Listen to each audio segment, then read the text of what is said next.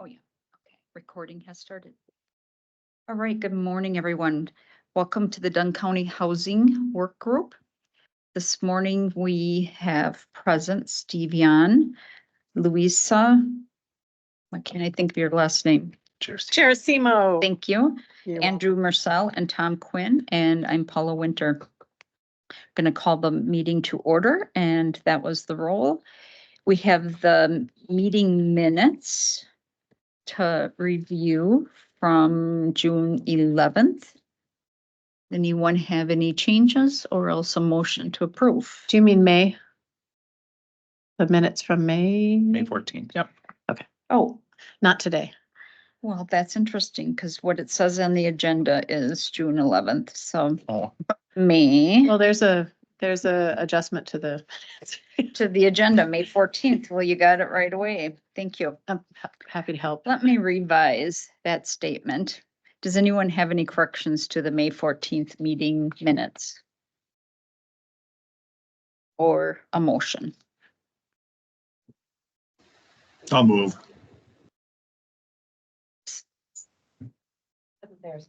I'll second. Tom, second. All in favor? Aye. aye. Aye. Any opposed? All right, thank you. All right, our next agenda item is to report on housing conference in New Richmond on June 5th, and Andrew, Diane, and Tom were there. And then over to them. Yeah, I'm happy to start, or Steve, if you want to start from the Momentum West conference that we were all at last week. Yeah. I'll give my assessment from the Momentum West perspective. I'm having a tough time talking today. I thought the conference went well, but being in a position where I need to be critical of these things, I think we shortchanged a lot of the speakers.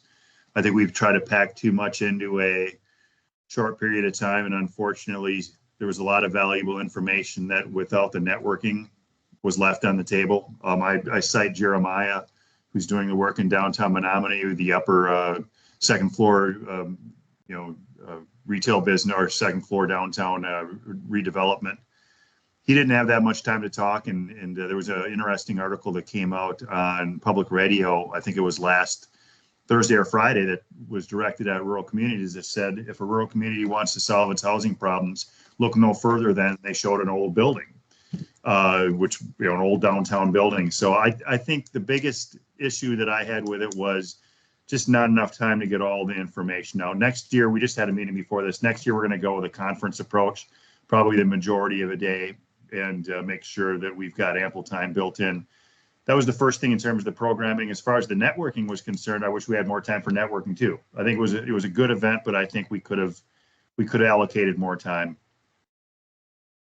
But I'm critical of it because it's my job to make these things better as we move forward. So I think you're right, Steve. I think it was very well attended. I was really happy to see the number of people there and the number of people that your team had brought in to speak on the various issues. I think a longer conference would be great, especially for that networking piece. I know that there's things that go into that, like, oh, we got to feed you now, like a lunch or whatever. But I think that that's a great idea. I think that there was a lot of good energy in the room. People were very excited to hear some of the different projects that people have championed.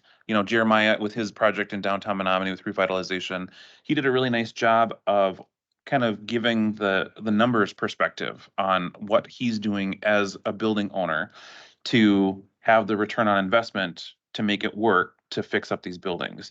So that was a really good perspective, and I hope that developers and other real estate entities that were there heard that and can hopefully use some of that. Mm-hmm. I was really excited about some of the different projects that are happening throughout Western Wisconsin.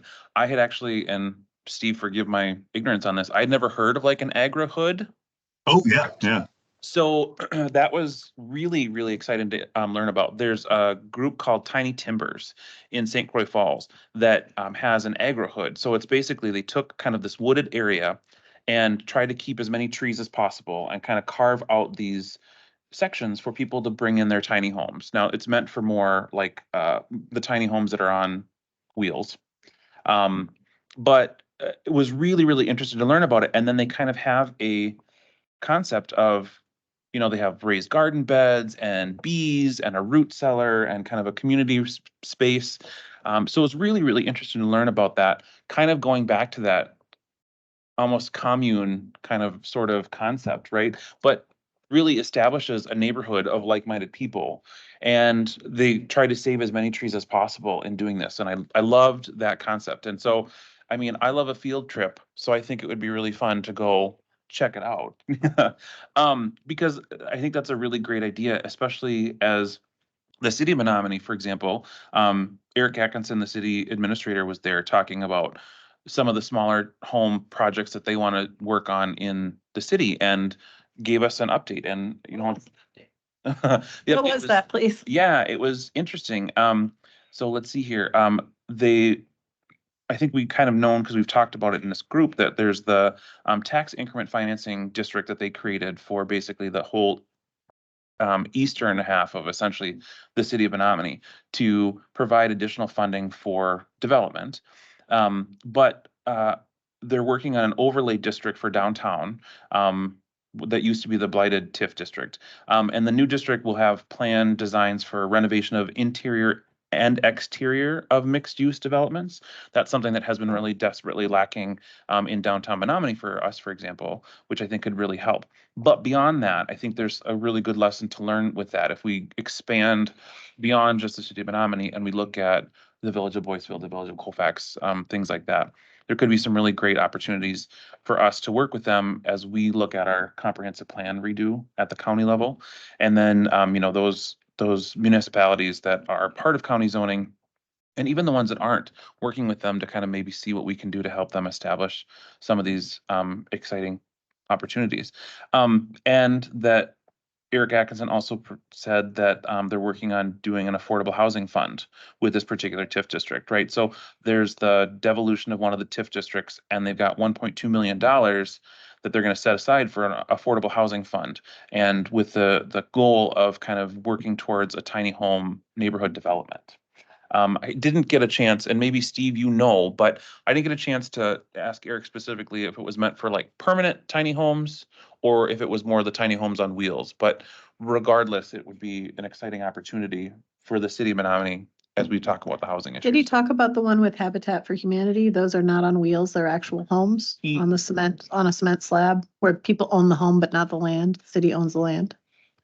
Well, that's what this was. That was it was a mobile home park essentially, but using tiny homes and more shared amenities. And so is that still like they were looking for 2 sites and then said, last I heard from him, they had narrowed it down to 1? Did he mention if they had actually gotten any farther with that? I don't recall, and Steve, you can correct me if Eric mentioned anything about that. I know that was part of their Habitat for Humanity project that they've been working on, but he didn't mention that. No, he didn't. And I originally he was going to speak of that. He got a hold of me a couple of weeks beforehand and just said he wants to hold off on that for right now. I'm not sure if they're running into any hurdles. I don't know, but it was not part of his presentation. Well, thanks for that update. I will not mention it in Rothschild in that case, or maybe mention it as being down the road a piece or something. Thank you. I do want to add something from the conference. There was a brief presentation by the gentleman whose company is doing the feasibility study for the housing cooperative. And that's gone from a 3-county housing cooperative, which is originally St. Croix, Pierce, and Polk counties, to a 5-county, potentially a 5-county housing cooperative. I just met with these folks a little while ago this morning, and we're looking at putting together some type of an event to get potential contractors and subcontractors together, as well as some communities that we could possibly use as a pilot or pilots for a housing cooperative development. Dunn County, Menominee came up as an option there, but I would take that a step further and look at Colfax, look at Boyceville. So I'll keep everyone posted on that, but that's something that probably wouldn't happen until after that feasibility study is done and we've got more information put together about the potential cooperative. But I think Dunn County could be a player in that right off the bat. Sorry to be out of the loop. Steve, can you explain what the housing cooperative would do? Are they talking about buying land, or what's the co-op nature of that?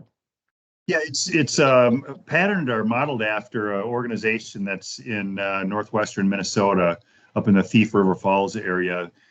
They've been in existence for about 25 years and have built about 250 small homes.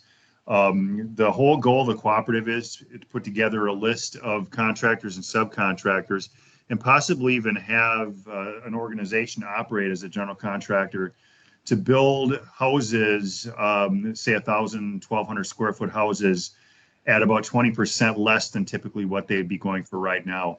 It would also involve community involvement. So I guess step back, we'd have the subcontractors and contractors, there would be margins that would be capped in terms of the work they would do. They would agree to be part of this cooperative.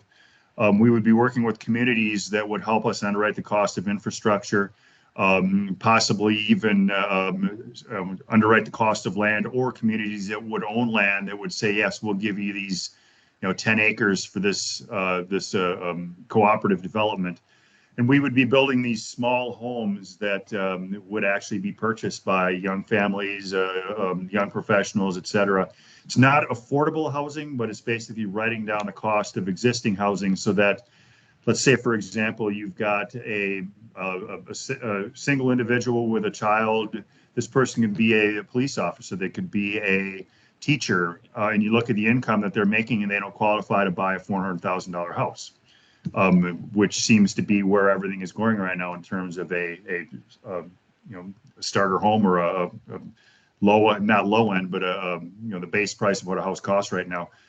We did we just wrapped up some information on costs, and we've been able to get down the square footage price to $170 per square foot. So now it's a matter of, can we lock that in with developers or with contractors, subcontractors, and can we get some communities that would be willing to be participants in this, that would also help us write down that additional cost of the infrastructure, the cost of the property, et cetera, so we can build a $300,000 house for $240,000. So that's the whole goal. And there was a feasibility. Yeah.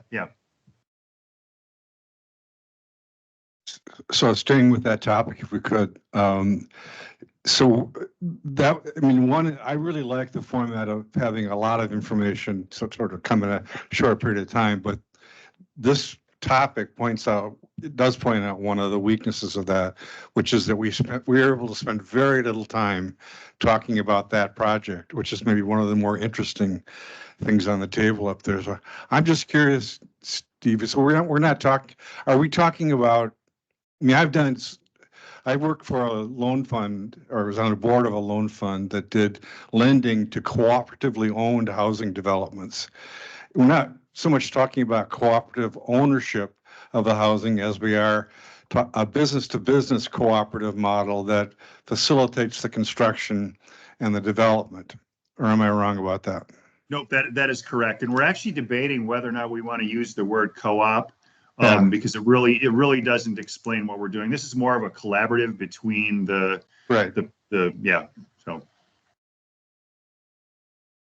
Yes, and that's what I thought. But I'm not sure if that's the right place to do it, but I do think the idea of cooperatively owned housing is something we should put on the table. And maybe that's an aspect of what this cooperative does or encourages, but either way, they both sound like good ideas to me. Just one more thing about the conference. I really did, like I said, I did like the ability to come in and spend 4 hours just listening to a bunch of ideas from people who knew what they were doing, had direct experience with it. Rather than having to pick, I'm going to go to this workshop or that, and get stuck someplace for an hour that it turns out I'm not really that interested in it. So, I think following up on that's good, but there was something about that format that was really useful, I think. The other thing, it seemed like towards the end, there was a slide, and I know you sent the slides out. Maybe we could share those with the rest of the group too. But there was a slide that somebody had up there. I can't remember who it was. They were talking about the examples of projects in Wisconsin, and the community partnerships that that were involved in those projects, and it seemed like that was a really good sort of a teaser as to, okay, here's some ideas. And what seems to me, what I got out of it was that most of those projects, or any project, sorry, my feedback here, or any project involved, you know, some level of professional or experienced facilitation by somebody. Either was the economic development director for the county who took it on in the case of, say, Barron or Chippewa, or this in the city of River Falls, it was somebody in city administration that the alderperson talked to. And you know, we need, it seemed to me like, okay, so one of the things we talked about this, one of the things we need to think about strategically is how do we either find that person or find that combination of things that can provide that to us in Dunn County.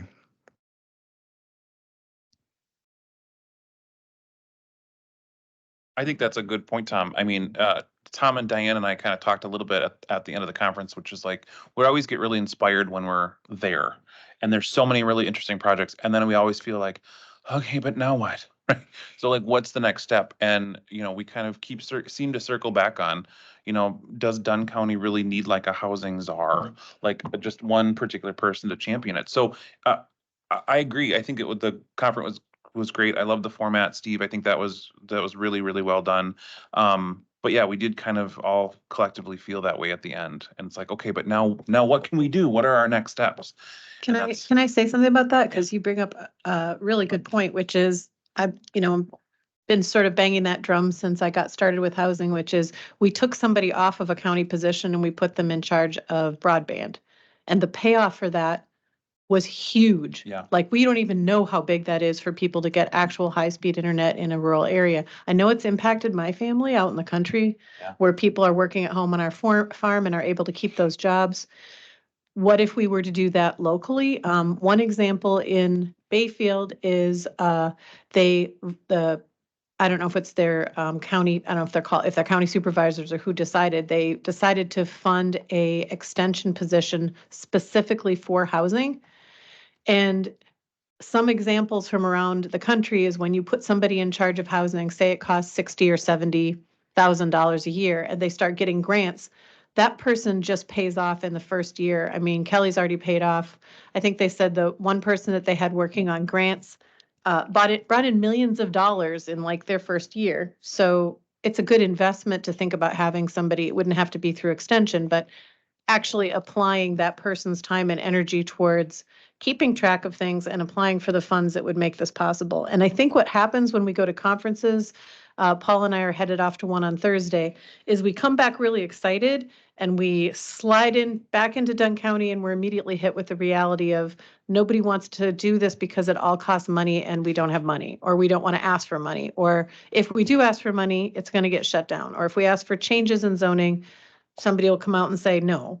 So we have to find a way around that. And one way around that is to have somebody with some experience and chutzpah and energy to get going on this in a way that will show results pretty quickly. And I would just urge this group to consider talking more about that in the PR&D and other places that might have something to do with moving ahead with this. The czar idea. I mean, wouldn't have to be called a czar. Sure. That's a little king-like for our democracy, but to put somebody specifically on this, there's no way planning and zoning can tackle something like this right now. I mean, they're just overwhelmed as it is.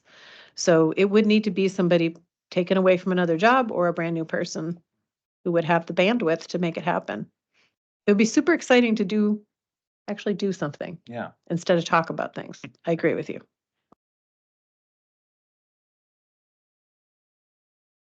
All right, any other feedback from the conference?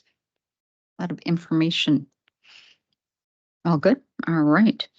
Next, we're going to do our updates from our subgroup. The first subgroup is the Education and Advocacy subgroup and Housing Action Team.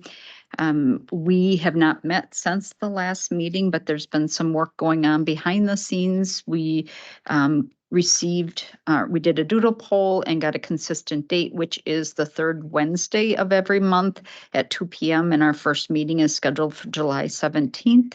We have a new public health educator through the Public Health Department. Her name is Zoe Kremsreiter. I hope I'm pronouncing that right.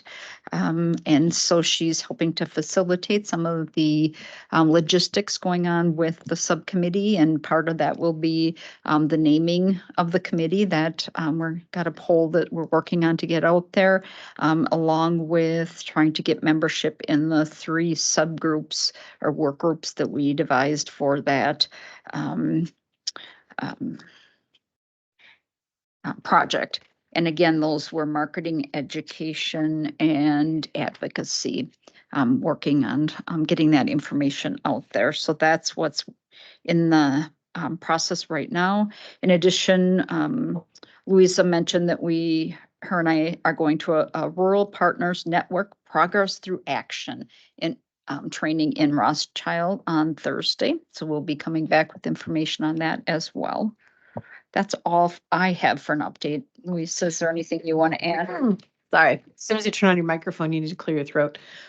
We are also, in addition to Paula and I, we are also picking up my brand new colleague named Garrett Zastapool, who is our shared community development, extension community development educator.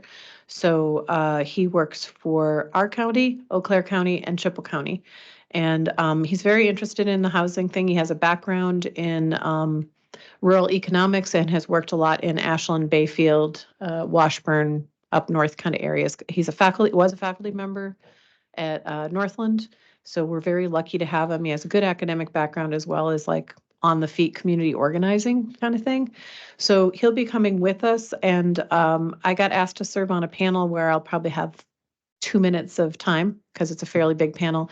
But wanted to mention that the Federal Secretary of Housing and not Housing, Health and Human Services, whose name is Xavier Becerra, or maybe it's Javier or Javier, I don't know, spelled with an X. He's actually going to be there at this meeting in Richland, along with a bunch of other high muckety mucks from HHS and the USDA. So I think it's supposed to be kind of somewhat like Momentum West, where we're all in one place. There's not really breakouts. So I'll be interested to see what we pick up, but there is supposed to be some time for networking. We'll be having a lunch and that type of thing, and happy to report on that once we get back. Any questions for our group? If not, I'll hand it off to the toolkit subgroup. Is anybody here that's on that? That'd be me. Okay. Yeah, the web developers have got everything they need. We've got basically the site is I'd say 95% done in terms of the Dunn County and Pierce County information. The other 8 counties we're going to worry about after we launch. But there are a couple of links they have to get shored up. There's a little bit of content that they're writing, but hopefully I'll have a link that I can send out within the next week or two, so everybody can see that the toolkit actually exists, and it'll be functional shortly. Awesome. I'm sure there are going to be edits as we move through. I'm sure there's going to be some additional information that we want to post on it, and this thing can evolve as we move forward. Yeah, I think we're just about ready to see something. Can you give me, because I've missed several meetings and the minutes aren't very specific about what's going on, can you tell me what the toolkit really means at this point? I know it started off in one direction. It sounds like it's morphed across a bunch of counties. Is Momentum West behind that, or? Yeah, it started out as specific just to Dunn County, and the toolkit was or is hopefully all the information you need as either a developer, a community, or a individual that wants to build a home to identify property, lending institutions, potential financial assistance, and all the information you would need to permit both building permits, sanitation permits, all the information you would need as far as putting in a culvert by a road, on a state highway, on a regular road. It's hopefully an all-encompassing database, so that if I am thinking of moving to Dunn County or live in Dunn County and I'm looking to build a house somewhere, I can go through this, and not only can I identify property, but I can identify how I can fund this. I can identify everything I need to do if I'm acting as my as a contractor, build this house myself, or a list of contractors if I want to reach out to somebody to build a house for me, or if I'm a developer. But again, it started out as Dunn County, but now we've got an area that basically encapsulate information, not only for the region, but state information. And then you can drill down from there to each specific county, all the way down to villages and townships in terms of contacts and permitting, stuff like that. So Wow, hopefully, that's amazing. I remember way back, probably like a year ago, there was also mention of like a checklist. Is that part of that tool? Like first you do this, then you do that, then you need to pull permits, then you need to whatever. yeah, it's not so much a checklist as far as you've got something that you see. It's more a flow chart. But I actually like that idea. If there's a way that we could put together a master checklist that would be accessible and pretty much the same for any county within the region or any municipality, and you just feed off that and get links to specific communities. So that could be incorporated. Yeah. Cool. I love that idea. I'm a list kind of person. Like that punch list. Did we get it all done? Did we do it in the right order? But a flow chart would also serve sort of the same purpose. So that's cool. Thank you. Thank you for the update, Steve. Good progress. All right, funding subgroup. Anyone on that? I'm on that with Diane and Rob. Diane and Chris met and talked a little bit about some structure for that and what some of the options are. I have several notes from some opportunities that could be successful from the conference that we were at last week, Momentum West Conference. I'll make sure, I know that we got sent the slide deck for those who participated, but I'll make sure that we send that slide deck to all the members of the committee as well, because there's a lot of really great information. And I'll send my notes. They might not be the most articulate, but I was trying to get everything I could. And then if you've got questions, we can certainly circle back on that. We are trying to get a meeting scheduled between Chris, Diane, Rob, and I next week on Wednesday or Thursday to kind of talk about our next steps with funding. So that's the plan for that. If I can add something. Oh. Oh, no, go ahead. I'm sorry. Oh, no, I didn't mean to interrupt you. Are you guys looking at any of the federal monies? Okay, thank you. I keep getting these emails and I don't know who to send them to from like Sarah Sipple, USDA, Rural Partners Network. Are you on that list? Yes. Okay, so I will not send you anything that you're not already getting that way. Okay, thanks. Sorry, Steve, go ahead. Oh, no problem. Mai Zhang, who was from WHEDA, presented. She did not have a slide, but I did have contact information on the email that I sent out. I'm pretty sure that Diane got some information from either her or from somebody else at WHEDA, but I mean, they seem to have new programs that are rolling out on a regular basis. And unfortunately, she didn't have a handout or anything on that slide deck.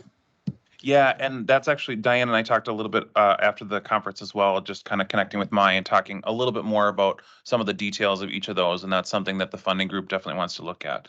The notes that I had was basically there's $525 million set aside at a 3% interest rate for communities over 10,000 persons of population. And for interest rates to kind of help with that.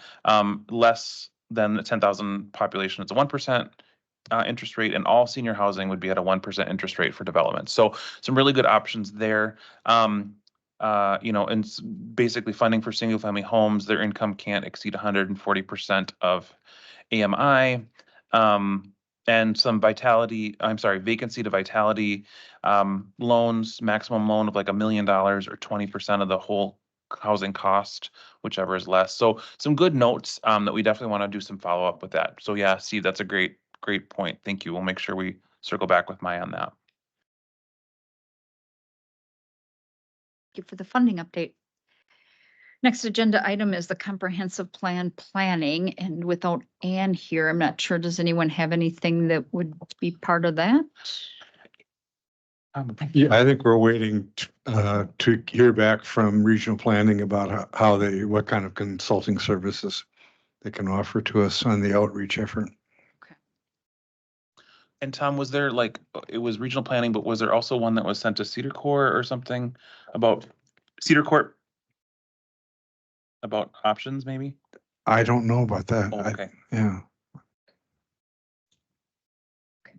I would just say a couple Fridays ago, Ann and I took a field trip across Dunn County and we wandered around in a county car from the Sand Creek down to Durand and back and saw quite a lot of rural territory, looked at a lot of housing stock that's very worn down or very old, not looking good. And we passed through a bunch of towns that are in floodplains, like literally built in the floodplain. And we looked at Sand Creek, where their most successful business is a downtown car dealership, which the brand that they represent is pressuring them that they need to expand their indoor sales floor. You guys may have heard about this. I don't know. But we looked at that and there's literally no place for them to expand. They're like at the curb on one side and there's a river behind them and there's a successful business next to them. And it's like, I mean, short of starting all over someplace else, I think they're kind of screwed. But it was an interesting afternoon for me to hear Ann talk about all the things that our small towns and our rural areas, what they face in terms of challenges. And I just want to say she's got a very active mind and is very sympathetic to actual real people who are just trying to earn a living. So I feel like we're lucky to have her. It was interesting when I'd say, well, why can't we do XYZ? Well, because we have a rule against it. Right. Not necessarily that the rule represents something that is particularly valuable now, but we have a rule against it. So that comprehensive plan is going to be really, really important for us to have some reasoning behind why we should or should not change the rules that we're all supposed to be agreeing to live by. And we did see quite a lot of accessory dwelling units that are not where they're supposed to be or pre-permitted or whatever. So I asked her about one in particular and, were the neighbors to complain about this accessory dwelling unit in essentially somebody's yard, what would happen? And she said, well, they could get in trouble for it, but what's more likely to happen is they would build a breezeway. And I said, well, to connect their original building with the accessory building. And I said, well, what's a breezeway? And she said, there is no definition of a breezeway. So that's just one example of what our county people will be dealing with, PR&D in particular, or the zoning, whatever that group is that takes all the complaints. Board of Adjustment. Board of Adjustment, thank you. People want to make changes. Board of Adjustment. If we don't come up with something realistic, then people like the towns associations who are against accessory dwelling units in R1 understand some of their arguments. I'm not saying they're wrong, but when they say, well, it can just go through the regular process, they can go and ask for a variance. If everybody who's out there who's already in variance land shows up and asks for a variance, you're making so much more work for yourselves. It's unbelievable. I can't even picture how long people would have to work to bring everybody into compliance. So that's just my reflection as a I'm not a planner. I don't understand zoning, but to be in the car and to, say, what about that place and what would happen here? It's a big county. There's lots of people living here and we just don't have enough places for all the people who want to live here. So it was really interesting to do that traveling around. And she made a quick call at several places that had asked for variances to get her own eyes on the site and bring out her tape measure and take some pictures. And so that's my update on our field trip in May. So it's a very nice time to travel the beautiful Dunn County roads. Sounds delightful. I did have a conversation with Chris and with Dan on that same genre of topic about just really kind of going back and looking at the policies that we have in place and what needs to be updated, what hasn't been touched since 1876. What are some of the things? And there's an intern that's been hired for the summer who's a political science major at Lawrence, who will be kind of helping go through various policies and seeing like what hasn't been codified, what needs to be codified as some preliminary groundwork for what's potentially needs to be happening with the comprehensive plan. So we have a comprehensive view of what the comprehensive plan needs. So there's some really good work being done on that to hopefully clean up some of these things where we're like, oh, you mean this thing that was passed in 04 is we should do that, right? So are those laws that you're saying when you say things? I'm going to make you define. Yeah, resolutions or ordinances that have been established, and whether what's really on the books, what are we really doing, and where's the enforcement of said resolution or ordinance? So doing some cleanup, I think, will be really helpful. Dan had mentioned there was a county, I don't remember, it was St. Croix, who looks like in 2015 they did a whole just a whole look at everything that they have on the books and cleaned a lot of things up. So they kind of had this whole docket of resolutions and ordinances that said like, here's all the bits and pieces of the previous ordinances. Those are all negated because it's going to be replaced by this. So looking at some of those options, and I think we really have to put an emphasis on how that can help Dunn County specifically with housing, and what we need to do to make sure that that is something that is as easy for people to access as possible, and you know, kind of cuts some red tape where we can. So Good, thank you. All right, the next agenda item is our next meeting, July 9th at 11 a.m. I know last month we talked, do we want to get together in a month or do you want to push that out? Do we have enough to talk about? So 30 days or July 9th, is that appropriate or do you want to push it out? I think we should keep meeting. Keep it, I think especially because Chris will be back, Ann will be back. We can talk about some of the next steps with comp, the Okay. comp plan and everything like that. Then that's the plan. We'll see you, if not before, July 9th. Excellent. Thank you. Thanks, Steve. Thank you, Steve. Bye-bye. Thank you. Take care, everybody. Bye-bye. Thanks, everybody.